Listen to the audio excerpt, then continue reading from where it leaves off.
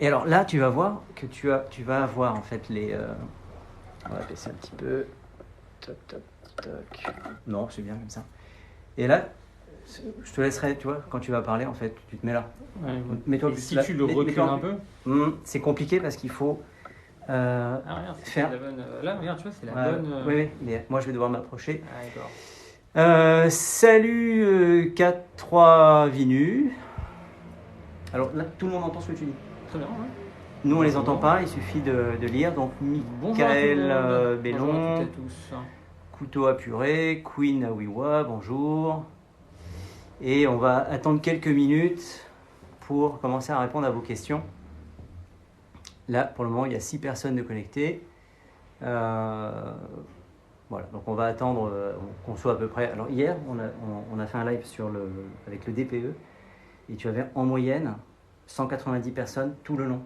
Super. De la vidéo, du live qui a duré 3 heures. Là, on va pas faire 3 heures. Non. Mais je me demande si c'était pas 3 heures et demie. Un flot de questions continue. Bien sûr. Alors, Victor nous a rejoint. Bonjour à Victor. Donc, pour ceux qui ne connaissent pas, je m'appelle Philippe Jean-Louis. Je suis professionnel de l'immobilier dans le 16e arrondissement de Paris. Donc, et aujourd'hui, on organise un live avec mon ami Dan Arfi, qui donnera ses coordonnées tout à l'heure, s'il le souhaite, qui, lui, on va se présenter. Voilà, il y a déjà 35 personnes. On va attendre qu'il y ait 50 personnes de connectées pour comme ça, tu ne te présenteras pas 2 fois. Avec plaisir. Tout en sachant que vous pouvez retrouver le live sur la chaîne YouTube, que vous retrouvez tout en haut, je crois, dans ma bio. Il y a 49 personnes. Bonjour, Dimitri, couteau à purée. Merci pour les petits cœurs. Alors, les petits cœurs, alors je découvre ça, moi, un petit peu avec toi. C'est simplement, ça aide à faire que le live soit de plus en plus vu. D'accord, ok. Voilà. Très bien. Et parfois, donc je vous invite tous à vous abonner si ce n'est pas déjà fait. Bonjour Antoine. Bonjour. On est 85, 93. Bonjour Philippe, j'espère que tu vas bien. Bonjour Sarah, je te remercie, je vais bien. 99. Voilà, il y a plus de 100 personnes qui sont connectées au live. Je fais des lives récurrents, vous le savez, et dès qu'il y a une question qui me semble intéressante et qui revient assez souvent, je décide, et puis maintenant on fera comme ça, on va aborder des thèmes avec un spécialiste du domaine. Donc salut Annie, bonjour à tous, j'espère que tu vas bien depuis hier soir. Visite, bonjour tout le monde. Donc je vous présente Dan Arfi et maintenant il se présente tout seul. Je vais me décaler et comme ça tu prends la place parce que c'est toi qui vas devoir répondre aux questions. Bonjour à toutes et à tous, je m'appelle Dan, ça fait 18 ans que je suis courtier en prêt immobilier. Et on se connaît depuis à peu 20 près ans. Voilà. Facilement 20 ans. Ça fait 18 ans que je suis courtier en prêt immobilier. Je travaille aujourd'hui dans un grand groupe qui s'appelle ASG Courtage. Je n'ai fait que 2 groupes dans ma vie, un autre grand groupe également. Et je suis aguerri aux questions du prêt, aux questions de l'assurance, mais ça sera un autre thème. Et ainsi que la volumétrie du marché, comment se comporte le marché et l'évolution des taux. Et je pense que c'est le thème d'aujourd'hui. On va aborder tout ça ensemble. Exact. Bienvenue et merci à tous. Est-ce qu'on peut parler de transfert? Le transfert, oui, bien sûr. Voilà. Le Alors, transfert. c'est lundi, 1h, quelle est la meilleure heure? Ah oui, alors ça c'est un sondage que je vous invite à répondre aussi parce que ça permet de caler pour les prochains. L'idée, c'est que Dan, il est comme mon ami Franck. Ce sont des personnes que je connais donc pratiquement les deux, une vingtaine d'années. Et je cautionne tout ce qu'il dit. C'est-à-dire que s'il vous dit noir, c'est noir, c'est noir, c'est noir. Voilà, si tu as besoin d'aller gestionnaire, je suis là, mon Dan. Il y a coach immobilier, voilà. Alors tu as peut-être des gens que tu connais, je ne sais pas. Ah bon, on verra. super. Alors, on va commencer à répondre aux questions. Alors, Avec je vais plaisir. juste décaler ça. Voilà, comme ça on a enfin depuis le temps que tu parles de lui. Voilà, tu vois. Tu vois, c'était pas une blague. Hein. D'accord. Voilà. Donc voilà, moi ce qui me plaît ici, je fais un petit rappel à ceux qui ne seraient pas connectés. Je vous invite à vous abonner parce que je vais faire de plus en plus de live. C'est la bienveillance qui prime ici vis-à-vis de nous, vis-à-vis de Dan, vis-à-vis de moi et vis-à-vis de vous aussi. C'est-à-dire que s'il y a des manques de respect les uns vis-à-vis des autres, Je compte sur ceux qui sont là pour les signaler, les dégager. On n'a pas besoin d'eux. Et je fais aussi ma propre police, mais voilà. Donc j'ai beaucoup parlé. Et Dan, il y a les premières questions. Alors l'idée, c'est de les prendre dans l'ordre. On a donc Christophe. Alors l'idée, c'est de lire le pseudo, comme ça il sait qu'on lui répond. Donc il y a Christophe Morat, 849. Combien emprunter avec 165 000 euros d'apport? Alors la question, elle ne se pose pas en ces termes. C'est-à-dire que ce n'est pas l'apport qui détermine, même s'il faut un montant minimum, ce n'est pas l'apport qui détermine le montant d'emprunt. Le montant d'emprunt se cale sur 3 éléments. Le statut professionnel, car selon votre tout simplement catégorie socio-professionnelle, le mode de calcul des revenus retenus par la banque est extrêmement différent. Un salarié a un mode de calcul, une profession libérale ou tout métier en CDI mais avec des fortes propensions variables, comme par exemple un commercial, ça ne se calcule pas de la même manière, comme ça ne se calcule pas de la même manière, par exemple, pour des professions autres et un peu plus atypiques, comme les gens qui ne font que des CDD qui s'enchaînent, ou par exemple des intermittents du spectacle. Chaque profession peut être représentée, il n'y a pas de profession blacklistée. Donc à partir du moment où on a 165 000 euros d'apport, c'est un très bel apport, surtout dans le contexte actuel, sur un contexte national, je parle évidemment. Et ce qui va déterminer votre montant à pouvoir emprunter, ça va être votre âge, ça va être vos revenus, mais ça va être aussi si éventuellement vous avez des charges en cours comme des crédits, soit à la consommation, soit déjà des crédits immobiliers engagés. Ensuite, on a Annie. Quel est le taux actuel minimum que tu as pu négocier pour un client? Bonjour Annie, tout d'abord. Merci pour ta question. Alors, ça dépend des durées. Si aujourd'hui on devait parler de taux, parce qu'on est passé au mois de juin, hier j'ai eu 3,54 pour un joli dossier, c'est-à-dire 80 000 de revenus, un apport de 15%, on va dire. 80 000. Moi, j'aime bien poser des questions idiotes. Allons-y. C'est par an? Oui, 80 000 par an, bien sûr. 80 000 net imposables sur la fiche de paye par an. Et cette dame-là, on a eu 3,54 en Ile-de-France sur une durée de 20 ans. Sur une durée de 25 ans, on est sur des taux qui sont un petit peu plus élevés. Le meilleur taux actuel est aux alentours des 3,77. Évidemment, pour certains dossiers, les banquiers sont capables de revoir leur analyse et de ne pas vouloir laisser passer un profil malgré le contexte actuel. Alors, on a Lémia Delma qui nous dit bonjour. Donc, bonjour. Westray qui demande si les matchs de fond sont les personas. Je n'ai pas compris. MNDS, bonjour. Annie, bonjour. Magda Imo, bonjour le live, bonjour à toi. Alors, vous êtes en CDI. Alors voilà, ce qui se passe aussi, c'est que les gens se répondent les uns les autres. D'accord, ok. Donc ça, c'est aussi un truc que j'adore, moi. Bonjour le live, ça c'est Magda Imo, oui, bonjour à toi. Il y a vraiment la notion de communauté, de partage. Exactement. Qui est très importante. Ouais. Bravo. Jazz 59, 5 000 euros par mois, ma compagne, 1,4 nous souhaitons. Ah non, alors lui il gagne 5 000 euros par mois. Ma compagne, d'accord. Nous souhaitons acheter une maison à 300 000 avec 100 000 euros d'apport. Crédit refus. Oui, alors là aussi, c'est possible, Jazz, malheureusement, parce qu'il y a cette fameuse notion de taux d'usure. Et il faut comprendre que malheureusement, votre âge, aujourd'hui, il faut savoir que pour quelqu'un qui a un peu plus de 45-46 ans, ou à moins qu'il y ait aussi d'autres choses, et on va en parler, on va rentrer dans les détails.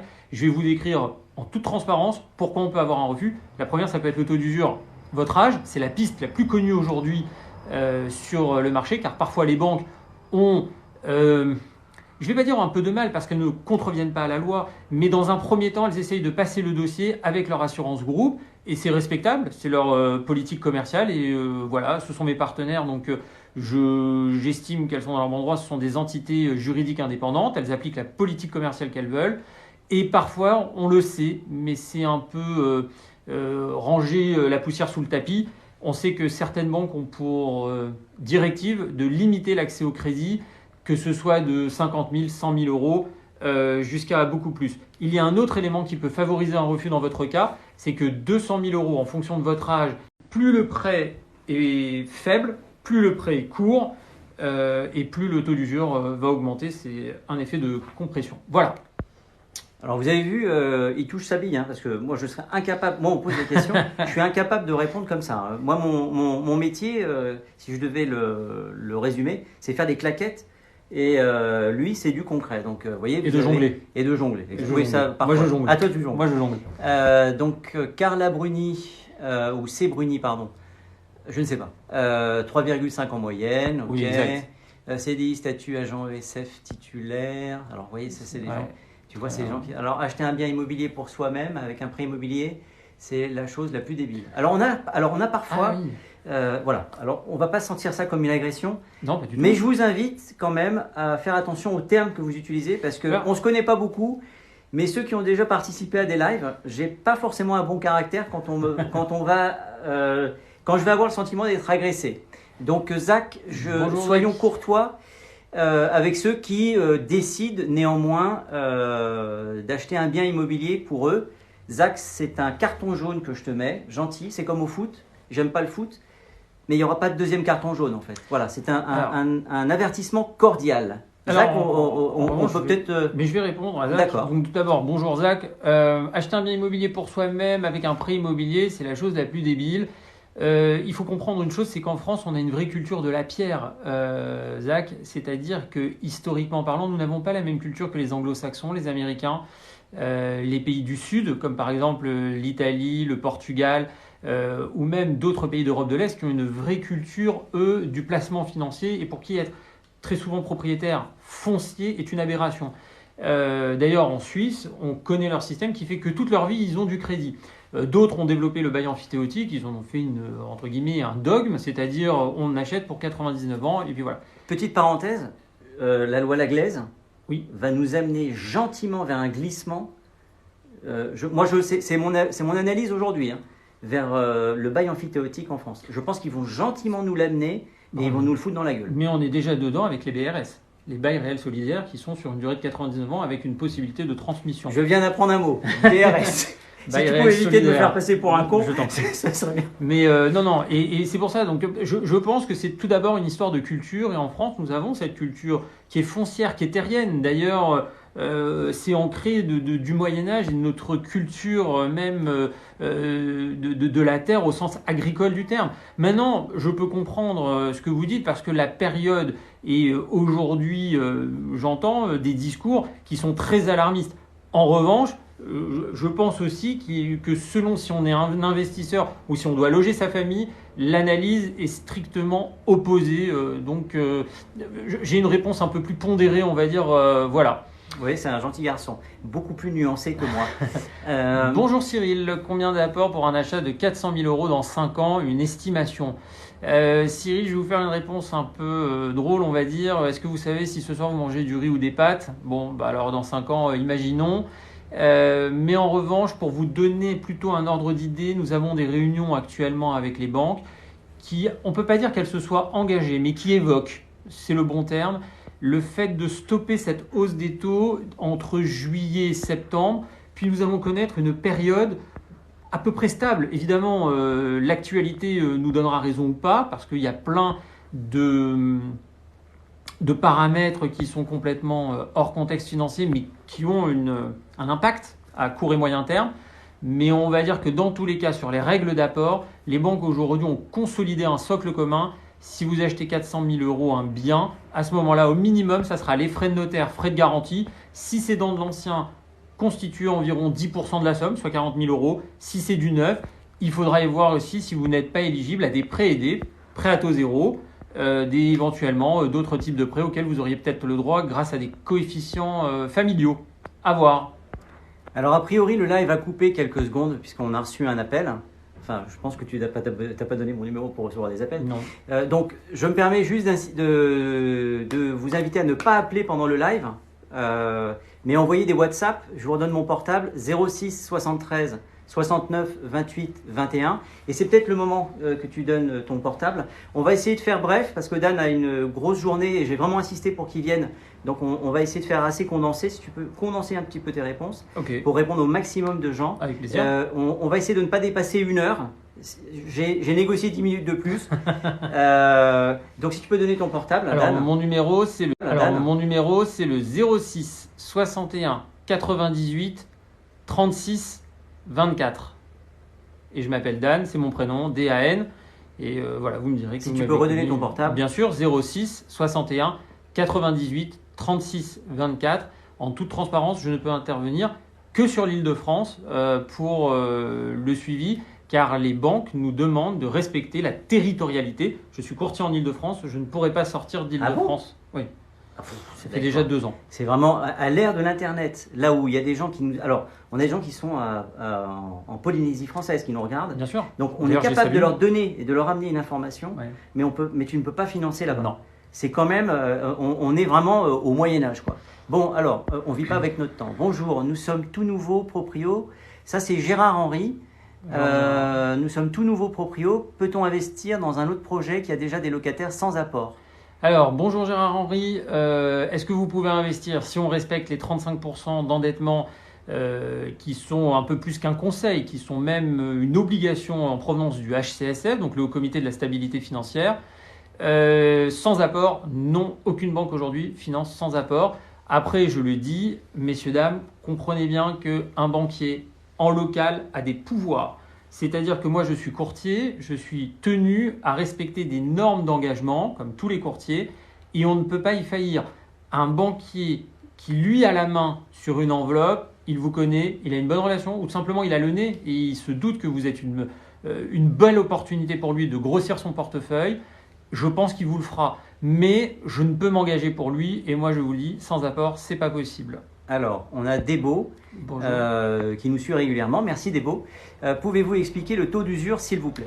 Bonjour Debo. Oui, bien sûr. Le taux d'usure, c'est le taux tout d'abord qui est composé. Alors, le taux d'usure, c'est le taux sur lequel une banque ne peut pas prêter. Comment se fixe le taux d'usure? Le taux d'usure se fixe parce que maintenant on sait pas, c'est mensuel, sur le taux en gros constaté de la moyenne des emprunts qui ont été faits sur une durée. On y ajoute évidemment l'assurance, donc le taux moyen d'assurance constaté sur le dernier trimestre, donc maintenant c'est le dernier mois, et on y ajoute une marge de 30%. Donc voilà comment est fait le taux d'usure. Et le taux d'usure, en gros, versus le TAEG, donc on prend le TAEG de votre proposition bancaire. TAEG. Le taux annuel effectif global. Merci. C'est un gros... ça se voit en gros, hein, les banques là-dessus ont une norme, une directive européenne très stricte, elle vous le donne quoi qu'il arrive, et on va le comparer à ce fameux taux d'usure. Petit conseil et petit tips pour les gens qui sont en cours, parfois d'un mois sur l'autre, si vous avez une proposition de votre banque, on va dire à peu près vers le 15, parfois il est bon, si vous êtes bloqué au taux d'usure, d'attendre le tout début du mois d'après, votre banque pourra bloquer ce taux, et très souvent vous allez débloquer votre taux d'usure sur une fenêtre de tir d'environ une dizaine de jours. D'accord. Laetitia Zalexny, bonjour. Bonjour à toi, c'est Bonjour sympa. Laetitia. C'est pas une obligation de dire bonjour quand vous vous connectez. C'est une obligation de vous abonner, je plaisante. mais bonjour, ça fait toujours plaisir. Merci Laetitia, j'espère que tu passes une belle journée. Comme moi, je passe un bon moment avec vous. Et vous êtes actuellement 420 en direct. Alors, le taux d'usure, on a expliqué. Oui. MNDS nous demande, est-ce que le nombre d'enfants à charge est pris en compte pour l'obtention d'un crédit? Bonjour MNDS. Oui, bien sûr. Aujourd'hui, il y a toujours cette notion qui existe depuis bien des années, qui est celle du reste à vivre. C'est-à-dire que la banque, ou en tout cas beaucoup de banques aujourd'hui, appliquent cette norme. Elles prennent l'ensemble des deux revenus, elles vont soustraire l'ensemble des crédits, donc votre prêt immobilier et le reste, et derrière, ils vont appliquer un coefficient par adulte et un coefficient par enfant. Donc le reste à vivre, donc c'est cette fameuse notion, coefficient familial, reste à vivre, ce sont des synonymes, vont être vraiment pris en charge et surtout vont être pris en compte et les banques en tiennent compte.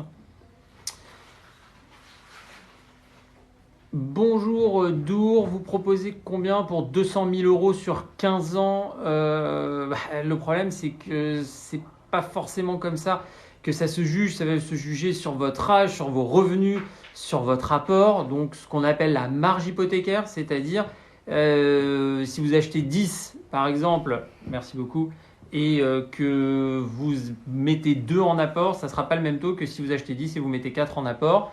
Donc c'est une réponse un peu entre guillemets de Normand, peut-être ben que oui, peut-être ben que non, que je vous donne, mais en gros, on va dire, si vous êtes dans la moyenne de ce qui se fait aujourd'hui sur le marché, comptez un taux de 3,66 hors assurance. Alors, juste petit message à TikTok, c'est pas de l'alcool, c'est de l'eau. Parce que hier, on a eu un blocage du truc. Franck sort une vaporette, il tient une tasse dessus, ça fait un nuage de fumée, et on a eu une alerte. Donc, c'est de l'eau. Hein. Je vais acheter à La Rochelle. Alors, ça, c'est Annie. Oui. Je veux acheter à La Rochelle, je dois démarcher les banques sur place ou sur Paris où je suis actuellement. Bonne Annie, question, moi j'aime beaucoup ça. Alors, très bonne question, Annie, parce que est-ce que vous pourriez me dire si c'est une résidence principale ou une résidence secondaire ou locative?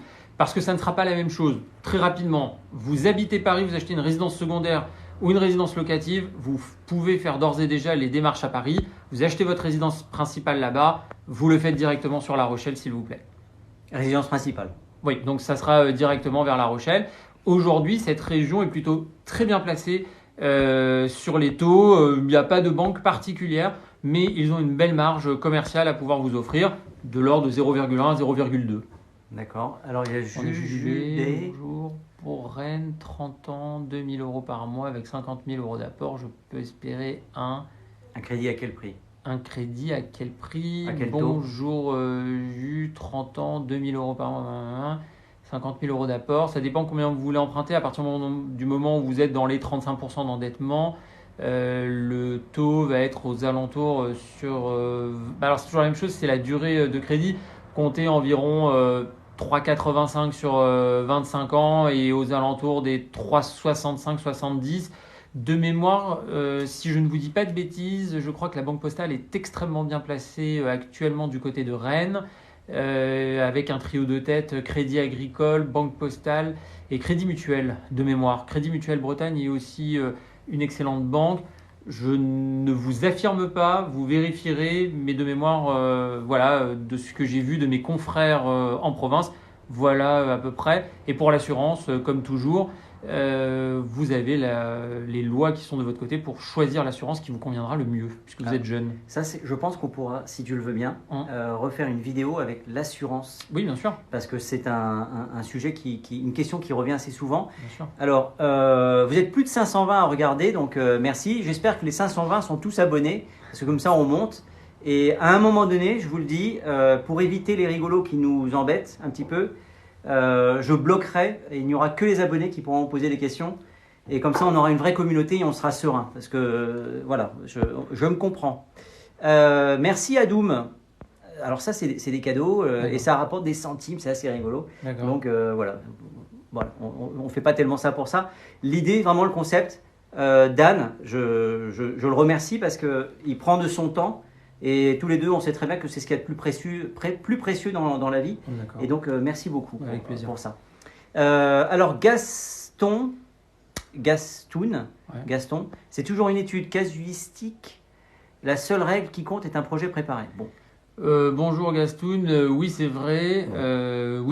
Parfois, il n'y a pas forcément besoin. Non, d'accord, mais oui c'est vrai. Ouais. C'est vrai. Quel taux vous proposez sur... Alors ça, je pense que tu as déjà répondu. Oui.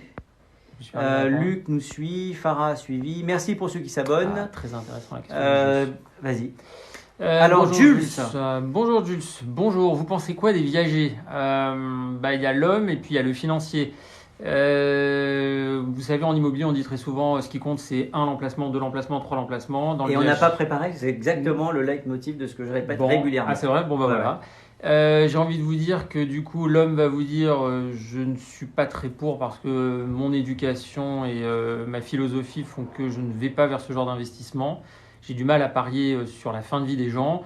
En revanche, le financier vous dit là, il va y avoir 3 règles, l'âge et encore l'âge de vos têtes, entre guillemets, ça s'appelle comme ça, et je cherche à chaque fois un terme synonyme parce que je n'apprécie. C'est les têtes. Voilà, on fait des viagers sur une, 2 têtes, voilà. etc. Moi, j'aime pas ce terme-là, ça veut dire qu'on déshumanise les gens, on les annihile. Je suis pas fan de ça. Maintenant, il faut le reconnaître. Vous savez, il y a ce film, Le Viager, qui montre que c'est la personne sur laquelle il y avait une tête. Il les a tous enterrés, même le notaire. Et si ma mémoire est bonne, vieux film, même Macar. Et en vrai, vous avez des gens qui achètent et pour qui ça va très bien se passer. En revanche, je vous le dis, les viagers, c'est très dur à financer. Aujourd'hui, en toute franchise, je n'ai pas un partenaire qui me prend un dossier de viager. Bon, voilà. Merci Fantôme de nous suivre. Merci Jules pour cette bonne question. Christophe Morat, 60 000 euros avec un salaire de 1 600 euros. Alors, les amis, quand vous posez des questions, j'imagine que peut-être qu'il n'y a pas assez de lignes, mais là, Christophe, avec toute la bonne volonté du monde, c'est impossible de te répondre parce qu'on va rentrer dans l'interprétation et c'est très compliqué. Ouais. J'imagine que c'est VCTJU, Victorine, Victor, okay. Bonjour, nous avons un revenu, alors je te laisse lire. Hein. Alors, bonjour, nous avons un revenu de 3 600 euros mensuels. Est-ce possible d'acheter une maison de 280 000 hors frais de notaire ? Dans l'absolu, oui, parce qu'à 3 600, on couvre les 280 000. Si c'est une maison à construire, vous allez déjà avoir des frais de notaire réduits. Si c'est donc un terrain plus construction, ce qu'on appelle le CCMI, contrat de construction des maisons individuelles, si la maison est déjà là, il faudra rajouter environ 10% de l'ensemble pour les frais, 7,5 de notaire, 2 de garantie. Si je prends ma calculette, oui, on est dedans, mais même chose, je précise, si c'est un contrat de CCMI ou une maison où vous avez des frais de notaire même réduits parce que vous l'achetez par un promoteur, vous avez peut-être le droit à 3 600 à des prêts à taux zéro selon votre secteur géographique. Il faudra donc à ce moment-là bel et bien se renseigner et rentrer un petit peu plus dans le détail de tout cela. Alors, Sarah, peut-on avoir un crédit si on vient de signer un CDI, premier achat, logement principal, résidence principale ? Oui, bien sûr. Ce qu'il faut, c'est que vous ayez fini votre période d'essai et qu'on ait le contrat de travail et l'attestation de la fin de période d'essai. Après, vous n'avez pas un délai minimum. Il y a certains secteurs, voilà, et après, il n'y a pas vraiment de sujet particulier. Bon. Chicha Frambi, où trouvez le schéma derrière vous ? Alors, moi, je suis transparent. J'étais en retard, j'ai tapé sur Google crédit machin et j'ai pris ça au pif. Si ça t'intéresse, Chicha Frambi, tu tapes, qu'est-ce que j'ai tapé crédit, emprunt immobilier et c'était dans les images. Tu fais un choix image et ça ressort comme ça. Voilà. Abdou Wafik, pour un crédit, l'âge est-il important ? Oui, bien sûr. Oui, bien sûr. L'âge va être important car si vous voulez, selon les banques, elles arrêtent de prendre certains projets parce qu'elles veulent on passe de l'autre côté, c'est-à-dire on va prendre le schéma à l'envers. Les banques souhaitent que vous ayez terminé vos emprunts entre 65 et 75 ans.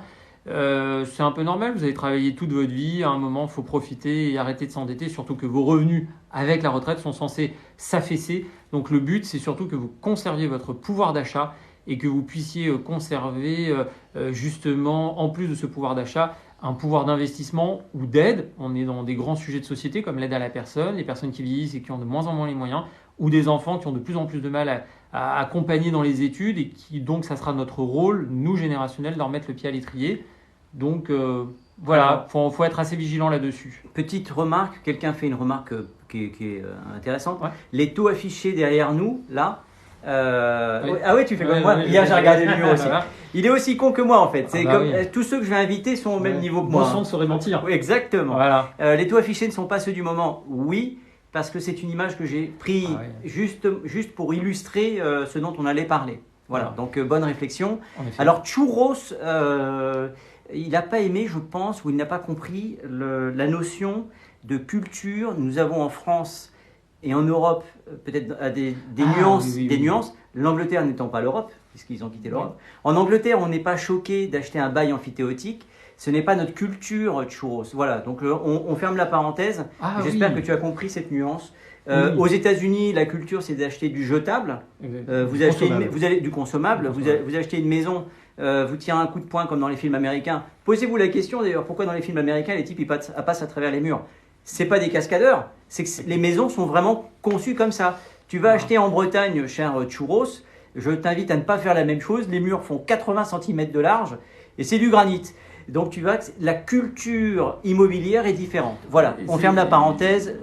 Ça me semblait important de préciser parce que certains parfois comprennent pas forcément les nuances. Déborah, est-ce un avantage d'être déjà propriétaire d'une résidence principale pour avoir un prêt pour se lancer dans la location ? Oui, bien sûr. Aujourd'hui, majorité des banques souhaitent que vous soyez déjà propriétaire pour pouvoir vous accorder un second emprunt. Il faut savoir que les banques, en général, parce qu'elles distribuent un peu moins de crédit, sont un peu plus exigeantes sur les personnes à qui elles octroient les prêts. Maintenant, attention, ce n'est pas une stricte vérité. comme je l'ai dit tout à l'heure, et je le reprécise, beaucoup de banques, au cas par cas, parce que vous allez les démarcher, parce que les gens ont un certain pouvoir, ils vont dénicher, vont ressentir une certaine confiance avec vous, pourront vous octroyer un prêt locatif sans que vous soyez propriétaire. Hein. D'ailleurs, on le voit également. Moi, je ne peux pas, j'ai des règles auxquelles je suis astreinte. Et en tant que courtier, les banques me donnent des règles à respecter. Et aujourd'hui, on a un peu de mal, il faut le reconnaître, à sortir un prêt quand la personne n'est pas déjà propriétaire. On réinvitera Dan, parce que moi, j'apprends des trucs. Hein, tous les jours, j'apprends des trucs. Vous êtes encore près de 400 et on a plus de 100 messages de retard. D'accord, on y va. Donc voilà, alors il y a Voyage 028. C'est parce que j'ai commencé tôt à prendre un crédit IMO pour me loger qu'aujourd'hui je ne peux plus. Alors Je saisis pas. Est-ce que tu veux dire que tu as épuisé entre guillemets ta capacité d'endettement? C'est pas facile à comprendre. Il y a Rachaud, alors Rachaud qui nous suit aussi. Bonjour, les crédits lombards sont-ils intéressants pour l'achat d'un bien? Si oui, leur taux et fiscalité. Ouah. Et c'est là, moi, je quitte la pièce. Hein. Déjà aujourd'hui, qui fait du prêt lombard, très peu. Très peu. Honnêtement, il y a eu trop de procès qui ont été faits sur les prêts lombards. Beaucoup de consommateurs ont gagné leur procès face aux banques parce qu'il y avait une notion de rédaction. Bon, c'est pas quelque chose que honnêtement je vais être très à l'aise pour répondre pour une seule raison, c'est que c'est pas le plus commun. Et aujourd'hui, au-delà d'un point de vue technique où je pourrais répondre, c'est pas ce que vont pratiquer les banques dans l'ensemble. Voilà, Rachaud, voilà la réponse. J'aime bien Franck Wam 175 qui en fait rebondit sur ta notion de culture. Bien sûr. La France est un pays de paysans. Ben oui, il a raison. Mais oui, bien sûr. Et c'est absolument pas péjoratif. On est des paysans. Il faut savoir d'où on vient pour comprendre où on va. Que l'on comprenne bien mes propos, et je vais les préciser. Quand j'ai parlé de cette culture de terroir, de terre, il ne faut pas oublier que nous sommes un pays qui s'est bâti aussi sur l'agriculture, même avant le Moyen-Âge. Et on a hérité ça depuis très longtemps. Aujourd'hui, être un propriétaire terrien, c'est quelque chose de fantastique. Donc, d'ailleurs, aujourd'hui, on le voit bien, le partage des terres, on se pose beaucoup de questions dans la transition écologique, qui fait partie d'ailleurs de l'actualité vraiment. C'est aujourd'hui, c'est prépondérant en France. Donc évidemment, c'est un hommage que je rends et que l'on prenne bien mes propos. Notre culture est basée sur la propriété de la terre. D'ailleurs, aujourd'hui, il y a un vrai business qui existe sur la location des terres d'exploitation.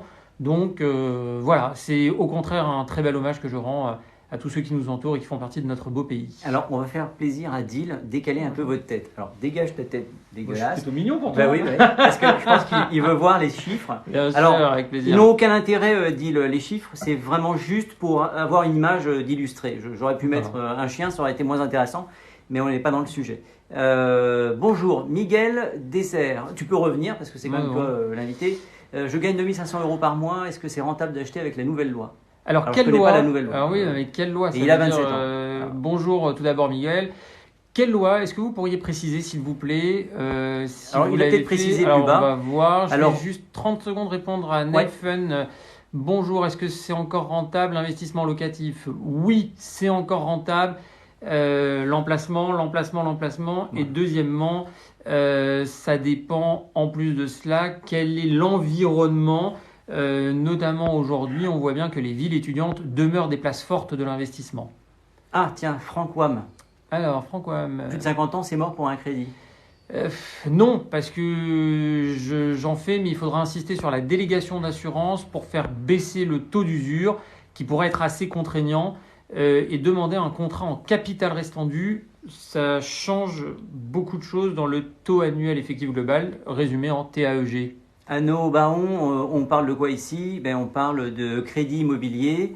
J'aurais voulu que l'on parle. Ça, c'est une question que je me permets de poser puisque elle a été posée par quelqu'un qui s'appelle Eric, qui n'est peut-être pas connecté et qui aura l'opportunité de voir l'intégralité du live sur YouTube. Vous tapez, je ne sais plus quoi, je vous donnerai le lien. J'ai une chaîne YouTube. Je télécharge les lives que l'on fait ensemble sur YouTube. Vous retrouvez le lien en haut. Ma question, j'ai un appartement, j'ai un crédit sur 25 ans et 10 ans après mon achat, j'ai envie d'acheter un autre appartement plus grand. plus cher, donc je suis obligé de m'endetter à nouveau. Est-ce que je peux garder mon taux actuel, qui est plus intéressant que le taux d'aujourd'hui? Alors, il faut savoir que pendant très longtemps, ça a existé. Mais toutes les banques ne le pratiquaient pas. Tout d'abord, il faut le savoir, c'est que c'était à la convenance des enseignes bancaires. Les banques qui l'ont pratiqué l'ont toutes, sans exception, enlevé de leurs offres de prêt entre novembre 2016 pour la première. La dernière qui l'a faite, c'était, je crois, en à peu près 2020, avril 2020. Aujourd'hui, pour ceux qui profitent de cette clause, elles peuvent le demander à leur banque en cas de changement de bien. Toutefois, vous vérifierez à chaque fois dans votre offre de prêt, il y a cette phrase, à votre demande, vous pouvez demander le transfert sur un nouveau bien, mais vous aurez ces quelques petits mots qui disent sous réserve de l'acceptation du prêteur, donc de la banque, mais également de garant. Et la garant, c'est en général Crédit Logement, une société de caution. Donc le dernier mot leur revient. Donc on va dire que techniquement c'est possible. Dans la pratique, voilà, c'est un petit peu plus compliqué. Alors, au cas par cas. la connexion est instable, c'était ici. D'accord. Bonne connexion. Merci Samo de nous avoir précisé ça. Alors je m'excuse, mais là où on est, en fait, on a une très mauvaise qualité de petit freeze pour le moment. Est-ce que normalement ça a dû revenir? Merci Pierre. Est-ce que c'est revenu? Non, ouais, mais là, est-ce que quelqu'un peut nous dire si la connexion est bien revenue? Il y avait une question qui était intéressante. Alors on ne saura pas. Bon, ok, c'est pas grave. Bon, Ok. on espère que c'est revenu. En tout cas, je ne vais pas faire de la publicité pour SFR, c'est de la merde. Voilà. Mon banquier n'accorde pas de crédit avec 2 CDI pour investissement locatif, pas de RP, que faire? Rien, parce que les banques, malheureusement, enfin non, pas malheureusement, elles ont une norme d'engagement qui est, quand on a 2 CDI, elles prennent un nombre d'heures maximum calculé sur le temps de travail qui correspondent à la durée du code du travail. Donc c'est normal qu'elles fassent ça. Malheureusement, le contexte social nous impose pour beaucoup d'entre nous à avoir 2 travails. Donc bon courage, mais en revanche, elles ne font qu'appliquer des normes qui se corroborent entre le droit bancaire et le droit du travail. Alors, ça, c'est une question. Alors, j'ai vu qu'on lui avait déjà répondu. KNX DSZR. Bonjour. Acheter un appartement cash et le mettre à louer, c'est un bon investissement. Non, Moi, j'ai déjà répondu à ça. Pour moi, c'est une hérésie. c'est une hérésie. C'est une hérésie. Donc, parce que laisse tout tomber. simplement- Et voilà la raison d'un professionnel qui va t'expliquer.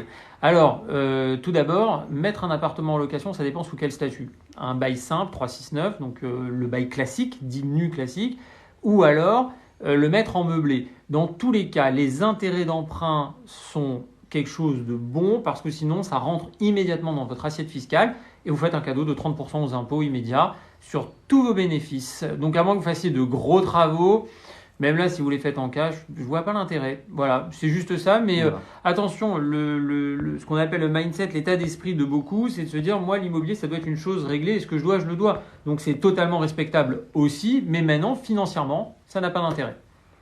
Alors, les gens qui ont été en Banque de France suite à des soucis c'est ont ça, le droit à un le prêt une fois tout réglé. Oui, je vous rassure. Tout d'abord, bonjour, Wurtsimat. J'espère avoir bien prononcé. Oui, je vous le confirme. Il y a un délai quand même à respecter que préconisent les banques. Ça veut dire si on prend stricto sensu le terme, pas juridique, mais la convention, on va dire, vous pouvez le faire dès le lendemain où vous n'êtes plus en Banque de France.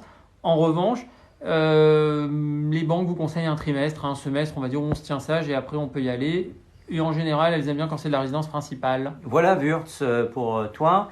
Miracle Oriental, j'ai 23 ans, je touche 2200 euros en CDI avec 20 000 euros sur le compte. C'est possible de faire un crédit de 100 000? Oui, si à partir du moment où on est dans les 35% d'endettement, oui, maintenant, ça veut dire qu'on a un joli apport qui représente plus de 10 à 15% du montant de l'emprunt. Normalement, il n'y a pas de raison, mais maintenant, à voir s'il n'y a pas un autre endettement, une voiture, des meubles, enfin l'endettement du quotidien. Attention, il compte dans les 35% demandés à respecter par le HCSF. Alors, Arnaud Baon, petite info et merci pour nous. Il y a un décalage de 20 à 25 minutes, le temps qu'on lise tous les messages. Alors, 20-25 minutes, je ne suis pas sûr quand même, parce que ce serait énorme. Ouais. Mais C'est qu'on est très célèbre. Ouais, c'est qu'on est très célèbre. C'est toi qui es très célèbre. Bonjour, si on compte revendre dans 3 ans, il vaut mieux mettre beaucoup d'acompte.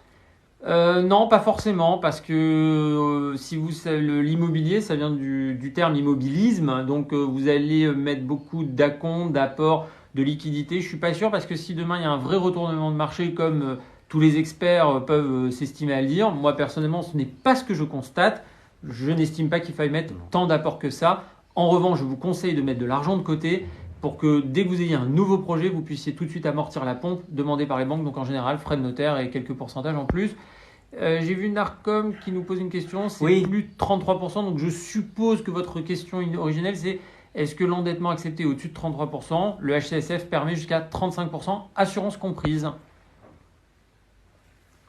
Vous pensez quoi des LMNP? Alors... c'est pas trop. Est-ce qu'il y a une réponse qui pourrait être intéressante au niveau du crédit? Au niveau du crédit, le LMNP est finançable au même titre que les autres résidences locatives. Maintenant, je ne suis pas expert fiscal, j'aurais du mal à rentrer dans une explication de haut vol. Il y a des gens qui sont beaucoup plus qualifiés que moi, et notamment les gestionnaires de patrimoine. Merci à Noah Baron pour la mise à jour. 35% de vente, tu t'en sors pas honnêtement. Bonjour Dams, oui parce que 35% ça dépend de quel est le salaire de base et en effet tu as totalement raison, 35% c'est beaucoup d'argent qu'on doit rajouter derrière les charges et la taxe foncière, ce que les gens omettent très souvent de voir venir. En revanche, là il va y avoir économiquement, parce qu'on parle aussi du marché, les matières premières sont en train de baisser, le baril de pétrole est passé de $121 à $77. L'énergie, le gaz coûte un peu moins cher. C'est donc le premier pan économique d'une baisse de l'inflation, puisque après ça va se traduire dans 3 mois normalement chez les distributeurs alimentaires. D'ailleurs, on le voit bien, les marques distributeurs ont baissé de 5%, alors que les marques fortes, elles ne baissent pas encore ou très faiblement. On en reviendra après au secteur immobilier. Il faut s'armer de patience, mais attention. 35%, j'ai l'habitude de le dire à mes clients, ce n'est pas rien, il faut vraiment bien considérer cet achat. Les clients, ce n'est pas rien, il faut vraiment bien considérer cet achat. Bonjour Adjer, bonjour, un crédit sans intérêt, comment faire pour en avoir un s'il vous plaît, je suis dépité. Eh bien écoute, si tu as la réponse, merci Souila. Adjer, sincèrement, creuse-toi la tête, il y a peut-être une start-up à monter, je m'associe avec toi. Passe un bon après-midi, sincèrement, je ne sais pas. Tout notre système financier est quand même basé sur la collecte de fonds, parce qu'il y a des lois qui s'appellent BAL 2 et BAL 3, on ne va pas rentrer dans les détails techniques, c'est chiant à mourir. En revanche, aujourd'hui, quand une banque vous prête de l'argent, quand elle vous prête 100 €, il faut qu'elle ait quasiment 40 € en fonds propres. Elles ont eu du mal à collecter depuis le Covid, les gens ont beaucoup sorti leur cash, donc on n'est pas prêt d'avoir des prêts à zéro, mais si tu as une solution, on s'associe. Alors, Marine qui pose une question qui est plus de mon chef. Est-ce une bonne idée d'acheter en 2023? Oui. Oui. Prends un crédit en 2023. Aujourd'hui, les taux vont, a priori, je parle sous ton contrôle, vont continuer d'augmenter avant la fin de l'année. D'ici septembre, on devrait stopper la hausse, où elle sera très légère après jusqu'à décembre. D'accord. Et après, on va rencontrer une période de 2 ans de stabilité à peu près, avant de connaître une baisse. Mais attention, baisse ne veut peut-être pas dire ce qu'on a connu précédemment, mais il y aura une baisse.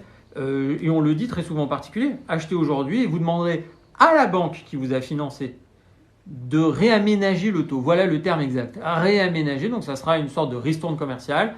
Et faites-le avec la banque qui vous a financé. Vraiment, je vous invite à le faire parce qu'il y a eu une grosse période dans notre milieu professionnel où les gens faisaient n'importe quoi, les rachats et tout. Et quand ils revendaient 2-3 ans après, ils n'avaient même pas amorti ce qu'ils avaient été rachetés. Parce que ça génère des intérêts, des trucs. Donc, demandez à votre propre banque de le faire. Et en général, ils sont à l'écoute. Alors, vous avez vu, il adore son métier, il est passionné. Donc, il va faire des réponses plutôt longues. Il faut essayer de faire un peu plus court pour essayer de répondre au plus possible. Mais si tu veux bien, si tu t'engages déjà, tu reviendras. Avec plaisir. Génial. Donc Marine, on a répondu. Merci Souya. Avec un revenu net de 10 000 € net par mois en couple, bonjour, je gagne. Alors, est-ce qu'on peut quand même renvoyer certaines questions à des simulateurs en ligne de prêt? Bien sûr. Parce que lorsque vous avez... Là, vous comprenez bien que ce sont des questions ça arrive parfois. D'ordre général. Ouais. Donc, si on peut poser des questions un peu plus fines auxquelles moi-même je ne serais pas capable de répondre. Par exemple, KNX DSZR, c'est pas que je veux pas te répondre, mais tu gagnes 5 000 par mois, j'ai 60 000 de côté, j'ai 25 ans, je ne sais pas comment investir. ce sera la dernière question du genre que l'on va prendre. Je vais être très franc, c'est une question qui est trop vague. Ça veut dire votre profil d'investisseur, tout d'abord, doit générer une étude. Cette étude-là, moi, je suis la dernière chaîne du maillon, je la finance. Mais quelles sont vos aspirations ? Voilà, résidence principale, résidence on est pratiquement à 80 messages de retard. Voilà. Alors, je suis désolé, il y a 80 messages qui viennent d'arriver. Alors, Father Chicken, obtention d'un différé total sur 5 ans avec nantissement possible. Non, ce n'est pas possible. Ça, c'est Father Chicken. Voilà, donc non, ça, c'est pas possible. Un différé total sur 5 ans, j'en ai jamais vu. Il y a une seule banque sur le marché aujourd'hui qui propose, dans le cadre d'un prêt-relais, sur 5 ans. Mais nantissement possible, on rentre dans des choses assez techniques. C'est soit vraiment on parle en millions d'euros, soit aucune banque sur le marché actuel, dite classique, est capable de faire ça. Alors bon, on a une question qui est mignonne, c'est no. Est-ce qu'on peut emprunter en tant qu'étudiant en alternance avec 0 euros d'endettement et on vit chez papa? Non. Bonjour, no, tout d'abord. Voilà. Il n'y a pas de revenus, donc on peut pas emprunter. La problématique, elle est très simple, c'est que le crédit se base sur les revenus de la personne. Voilà. Donc, c'est pas possible. N'allons pas plus loin. C'est pas possible. Zekwe Crypto, aller en bourse, j'en étais pas. Bon, alors, je sais même pas pourquoi. C'est même pas une question, c'est une affirmation. Elle n'engage que ce cher monsieur, voilà, qui est le bienvenu. Est-ce que l'immobilier va baisser à Rennes? Alors attends. Non. Ouais, voilà. Ouais. Je sais pas. Et encore, ça va arriver. Non, je sais pas. Mais en revanche, il y a bien une chose qui est claire sur le marché, hormis la petite vanne. C'est que tout simplement, Rennes aujourd'hui est une place forte du marché en Bretagne. C'est une ville qui se développe beaucoup. Ça serait complètement contre-marché aujourd'hui de voir Rennes perdre un petit peu. Il y a juste une petite chose à laquelle je vais répondre. C'est bonjour le petit monde de Caroline. J'ai lu ta question. Oui, tu peux emprunter, mais il faudra le déclarer à l'assurance. Et tu as surtout le droit à l'oubli que tu pourras faire jouer. Je te donne le nom d'un site internet où tu as vraiment beaucoup de réponses. Ça s'appelle réassurez-moi.com. C'est extrêmez bien fait. Redonne-le encore une fois. Réassurez-moi.com. Et ça, c'est pour le petit monde de Caroline. De Caroline. REA2SUREZ.moi.com. Et Caroline, très bon courage à toi. C'est pas une période facile. Voilà, j'ai une expérience proche de moi. Je t'envoie plein de bonnes ondes et d'amour. Ça va bien se passer. Alors, 1040 euros de revenus en tant qu'étudiant en alternance. Bon, il est content. Alors, évitez les points d'exclamation parce que moi, ça me chauffe aussi. Je suis désolé, hein, mais tout ça est gratuit, c'est offert, il y a beaucoup de bienveillance. Évite les points d'exclamation parce que moi, ça me monte au nez. Donc, je vais répondre. 1040 euros de revenus en tant qu'étudiant en alternance, c'est très bien, vraiment, oui, c'est très bien parce qu'il y en a qui gagnent même pas 30% de plus en CDI. Ouais. En revanche, l'alternance, c'est un CDD sur 2 ans. Dans 2 ans, aucun employeur, enfin, à part ton employeur, tu ne sais pas ce que ça sera. La banque ne le sait pas, ne te connaît pas, elle ne te prêtera pas d'argent. Voilà. Malheureusement. Alors, merci à tous ceux qui continuent de s'abonner. Vous êtes 577 à suivre. Alors, très intéressant, Osni. Bonjour, Osni. Alors, ce qui est fantastique, je le dis quand même, je comprends même pas les questions que vous posez. Et lui, il les comprend. Donc, lui, c'est Dan, de Dan Arfi. Alors, est-ce que tu peux juste rappeler, parce que moi, étant qu'on se connaît longtemps, je mélange les boîtes. Voilà. Tu es où aujourd'hui? Je suis chez ASG Courtage depuis 6 ans. ASG Courtage, Dan Arfi. Que en Ile-de-France, s'il vous plaît. On ne travaille pas en dehors d'Ile-de-France, mais je réponds avec plaisir à vos questions. Juste, Osni m'a posé les questions de l'achat des SCPI. Oui ou non?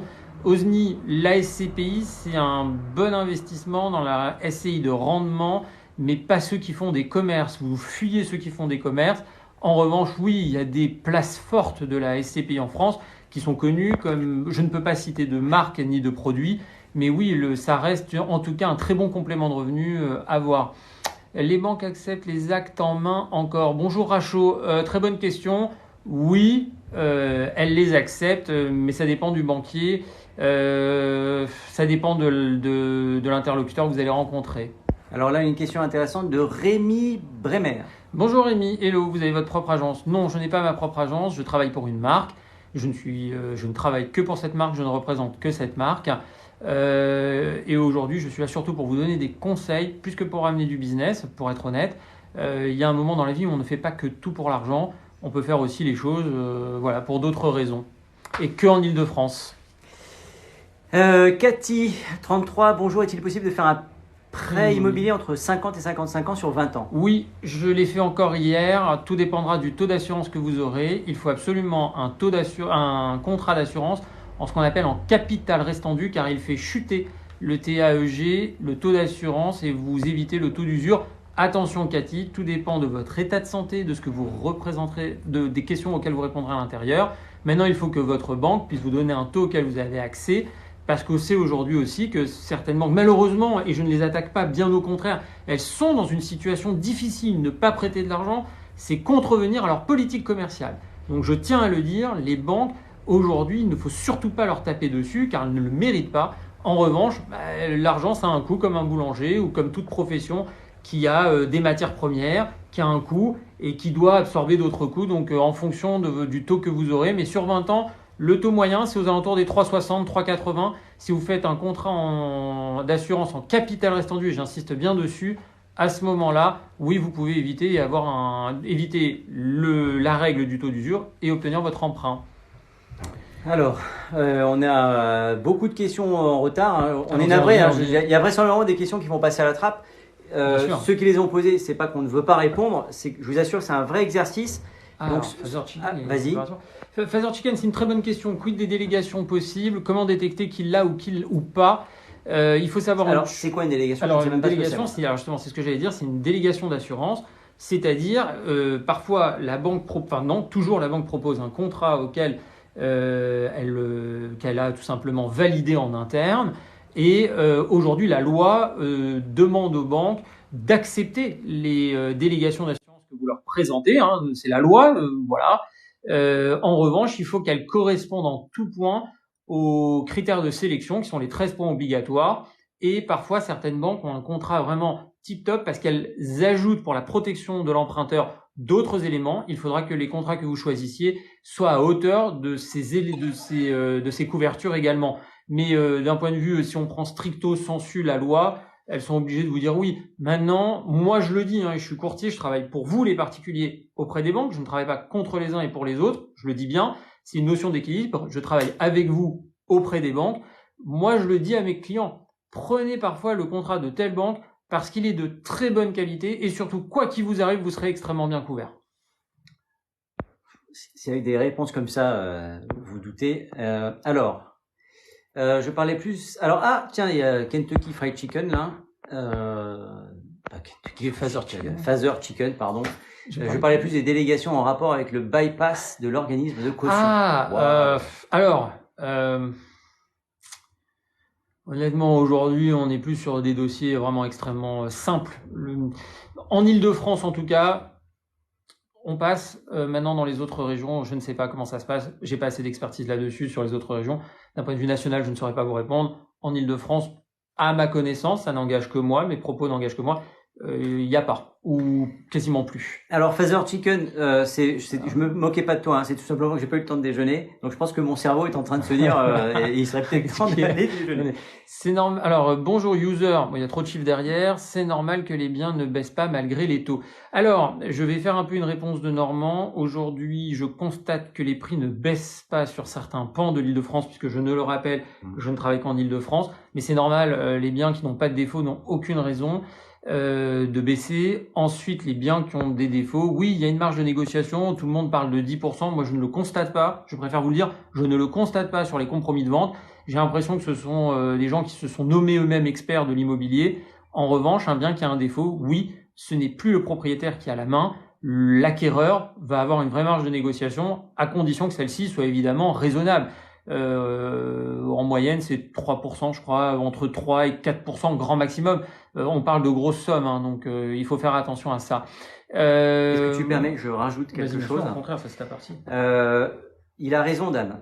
Moi, je vous dis, une négociation agressive, ça peut aller jusqu'à moins 10%. Mais une négociation, ça ne veut pas dire que vous allez obtenir 10%. Vous voyez, dans les chiffres dont nous parle Dan, dans les faits, on arrive à 3-4% de réduction maximum. Donc, demander 10 pour obtenir 5. Ça, c'est le côté un peu commerçant que je suis. C'est un petit peu la négociation, c'est vraiment ça. Et encore une fois, une négociation, c'est pas au pif. Il faut toujours argumenter dans le respect de votre propriétaire. Allez pas vous le mettre à dos et lui dire ton appart c'est de la merde, je te fais ça. je te fais une offre à moins 10%, En parce gros, qu'à ce moment-là, il ça en fait fera une plaisir, question de principe bien sûr. et il vous vendra pas. Et deuxième partie de ma réponse, parce que c'est quand même quelque chose d'assez général, oui, c'est normal aussi que les prix ne baissent pas. Il ne faut pas oublier qu'aujourd'hui, les promoteurs, malheureusement, à cause de la crise, vont construire moins. Ouais. On parle encore ce matin de 150 000 licenciements à venir sur N+1 et peut-être beaucoup plus sur N+2. Je préfère vous dire quelque chose. En France, nous n'arrivons pas à loger tout le monde avec le nombre de demandes qui sont effectuées. Quand vous avez 10 et vous en avez 30, enfin vous avez 10 logements pour 30 personnes qui vous demandent ou 40% ou 40 personnes qui vous demandent le logement, croyez-moi que ça sera au plus offrant.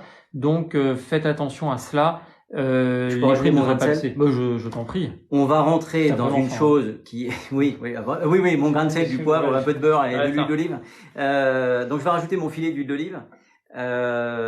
On rentre dans la base de l'offre et de la demande. La demande est bien plus forte aujourd'hui que l'offre. Donc les prix de façon naturelle restent élevés. Très souvent, des professionnels parlent de correction. C'est pas la même chose, ce n'est pas la même raison. Lorsqu'un appartement n'a jamais valu 1 million d'euros, moi je vous parle de celui-là parce que c'est le dernier que j'ai vendu rue Nicolo et que je vais encaisser heureusement le 15 juin. J'ai un confrère qui l'avait estimé 1 million. Au final, sur l'acte authentique, il va être enregistré à 820 000. C'est pas une baisse, parce que là on pourrait dire ça a baissé de 20%. Non, c'est que ça avait été surestimé par le confrère.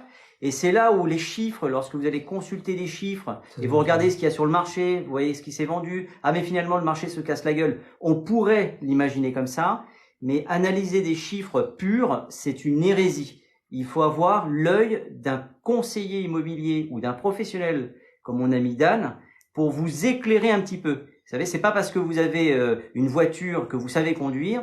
Il faut apprendre à conduire.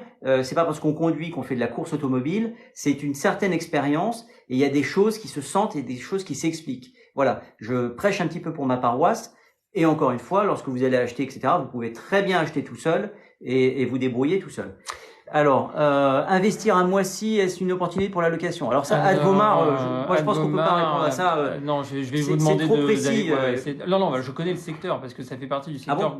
Ah bon on connaît le secteur. Ben il va répondre. Non, on connaît le secteur parce qu'on a des dossiers qui viennent de là-bas. Maintenant, c'est trop compliqué de vous dire à quel prix vous allez acheter, la rentabilité derrière, c'est quasiment impossible. Moi, je vous donne le meilleur conseil, c'est en général de contacter un professionnel qui est un CGP, un conseiller en gestion de patrimoine, qui n'a pas forcément d'attache tout de suite avec vous, et derrière de lui demander sur ce secteur-là, ça veut dire quelqu'un qui est du sérail local, qui est du tissu local, se rapprocher de lui. Lui, normalement, devrait être proche de pouvoir vous donner les bonnes réponses. Alors les amis, étant donné que je m'étais vraiment engagé à ce que ça dure 1 heure. On pousse à 45. On pousse à 45. Ah, ça y est. Alors, vous voyez, ça y est. Il est happé par le virus TikTok. Non, pas du tout. Alors, déjà, pas du tout. Non, mais j'avais dit qu'on allait sur 10 minutes, un quart d'heure. Voilà. J'ai organisé mon après-midi en fonction. C'est génial. Merci beaucoup. Il est 15h31. À 15h45, je m'engage. Je couperai. Donc, on va répondre à 43, on commencera à vous dire merci, au revoir. Et donc, je vais arrêter de parler et on va essayer de répondre à des questions. Peut-on emprunter sans épargne avec un projet qui intègre un locatif et la résidence principale? Non, plus aujourd'hui. Bonjour Perry Cruz. Non, aujourd'hui, l'apport demeure une composante impossible à contourner. Une fois de plus, je l'ai dit tout à l'heure, chez les courtiers, il n'y aura pas de possibilité de vous aider, de vous accompagner. Parfois, il y a des banquiers encore. J'ai eu un cas comme ça. Moi, je ne pouvais pas faire quelque chose. Et la personne a trouvé un banquier proche de chez elle, en région, car c'était un ami de la famille, bon bref, et il a eu son investissement. Donc je ne dis pas un non catégorique, je dis par les courtiers, vous n'aurez jamais une voix positive à votre projet, en tout cas ainsi, mais il fut une époque pas si lointaine, il y a encore 3-4 ans, où c'était totalement réalisable. Alors je suis obligé de mettre mes lunettes. Alors Elve Oki, bonjour, j'ai une maison, ma compagne a sa maison, peut-on acheter un bien et louer les nôtres? Ça dépend de vos ressources financières, oui, ça dépend de vos ressources financières. Alors, les revenus locatifs qui vont être générés par ce des maisons sont pris à 100%